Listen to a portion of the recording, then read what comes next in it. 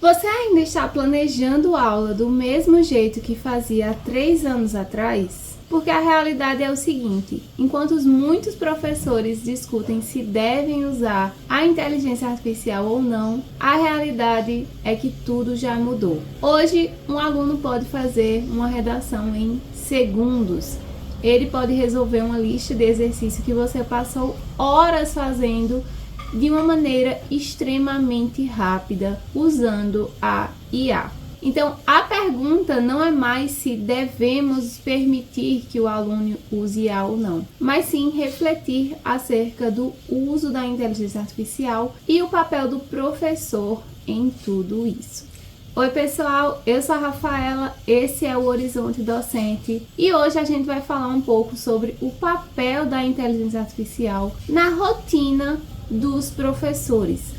A realidade é que a IA já é um fato consolidado na rotina de muitas pessoas e sempre surge aquele debate se a IA vai vir substituir professores ou não. Então a gente vai começar esse vídeo falando que é um mito falar que a IA vai substituir professores. Na verdade, ela vai substituir tarefas que nós, enquanto docentes, pensando que a nossa rotina deve ser muito exaustiva para além da sala de aula.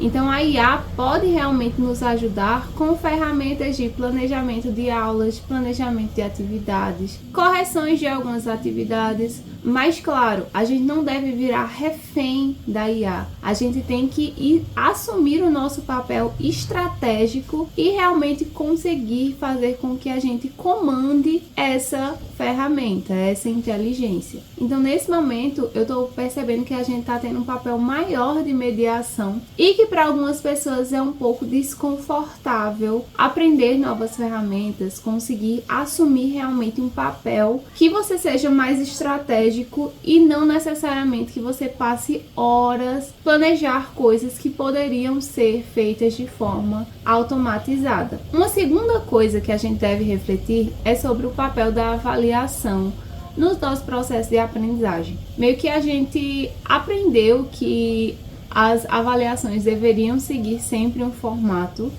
e esse formato muitas vezes não é o formato ideal para se avaliar, porque isso meio que escancara aquela ideia do copia e cola. Então você faz uma atividade, seu aluno copia, o amigo dele vai lá e copia ele. Na verdade, atualmente a gente não está tendo nem a primeira pessoa que responde, né? A gente está tendo uma máquina que responde por ele e todo mundo copia através disso. E sinceramente não é a melhor forma de avaliação, é algo que escancara muito e deixa o processo de aprendizagem muito frágil, porque as pessoas simplesmente pensam que a entrega dessa atividade significa a aprendizagem daquele processo e não é bem assim. Então a IA ela pode ser também uma ferramenta muito boa para a gente encontrar outras formas para avaliação. Então formas de através de mapas mentais, de rascunhos, de revisões, então outros formatos para justamente a gente começar a avaliar tudo isso no sentido do processo e não mais no sentido do produto. Então, através de debates e algumas outras ferramentas que você também pode perceber o aluno, se ele está aprendendo ou não, e não somente se ele entregou aquela atividade ou não. Então, agora a gente vai para a parte que pouca gente está falando. De acordo com algumas pesquisas, perceberam que se as pessoas dependem muito da IA para criar esse raciocínio, vai gerar menos ativações no nosso cérebro em específicas partes e realmente a gente vai ter uma certa atrofiação. Então a gente vai realmente diminuir um pouco essa parte de cognição, de você pensar nos processos, de você criar esse raciocínio e justamente consolidar o nosso conhecimento. O mesmo acontece com os nossos estudantes, então a gente percebe que cada vez mais eles estão dependentes da IA para gerar textos, para responder atividades e não tem aquele raciocínio pesado, realmente uma carga cognitiva para tentar resolver os problemas. Então, com o passar do tempo, a gente vai ter realmente estudantes com essa carga menos exercitada. Acho que eu posso falar dessa forma. Então, a gente tem que usar a IA, já que é algo que eles usam bastante. Então, a gente tem que se aproximar dessa realidade e fazer com que na própria IA a gente tenha essa revolução, que ela faça os nossos alunos pensarem mais. E não só, responda isso, mas usar ela como ferramenta para que a gente tenha esse esforço cognitivo e, consequentemente, uma maior ativação do cérebro dos nossos estudantes.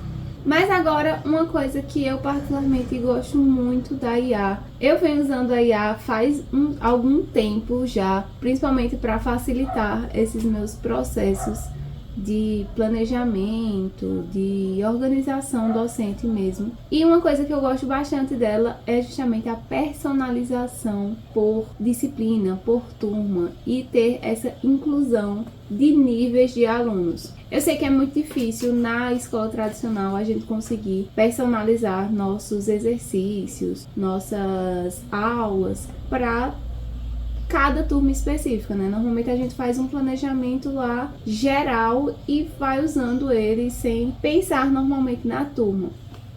Porém, através da IA, a gente pode trazer essas ferramentas chaves de dificuldades de turma, de dificuldades de alunos e adaptar essas ferramentas de uma maneira muito mais rápida. Enquanto antigamente a gente poderia pensar que dá muito trabalho a gente fazer um ajuste específico para um aluno. Hoje em dia a gente pode fazer em segundos, em 1 minuto você consegue lá fazer rapidinho e trazer essa inclusão maior para diferentes públicos de diferentes níveis de estudantes. Porém, uma coisa que a gente tem que ficar muito preocupado se está começando a estudar sobre isso é justamente pensando na ética e na proteção dos dados, porque a IA pode ter como é algo meio que recente pra gente, a gente tem que ter aquele cuidado em relação à proteção de dados dos nossos alunos. Então, não expor dados sensíveis como nome, endereço, idade ou qualquer outro documento sensível por parte daquele aluno. Também não expor fotos e ser sempre rigoroso quanto à exposição de dados pessoais das nossas escolas. Então, a gente tem que ter realmente uma privacidade de dados, uma vigilância muito grande, porque não se sabe ainda, mas pode ser que tenha um comércio com aqueles dados de menores. E a gente não quer ter essa exposição, nem dos nossos alunos, nem algo que nos envolve. Então a gente ainda tem que estudar bastante sobre proteção de dados e ética usando a IA. E outra coisa também que pode acontecer é justamente esses modelos alucinarem a partir desses dados, gerando informações falsas.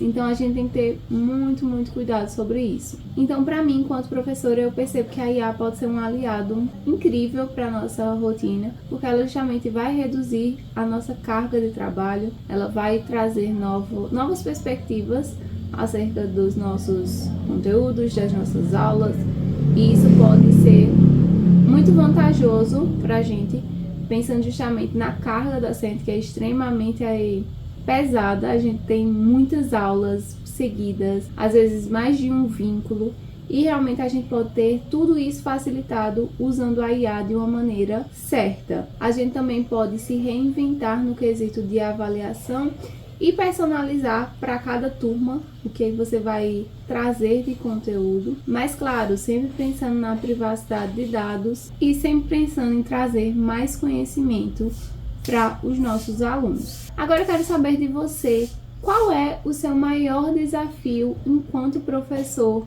que usa IA ou quer aprender a usar IA, mas quais são as principais barreiras que você enfrenta? Deixa aí nos comentários que eu vou adorar trocar com vocês. A gente se vê no próximo vídeo. Tchau!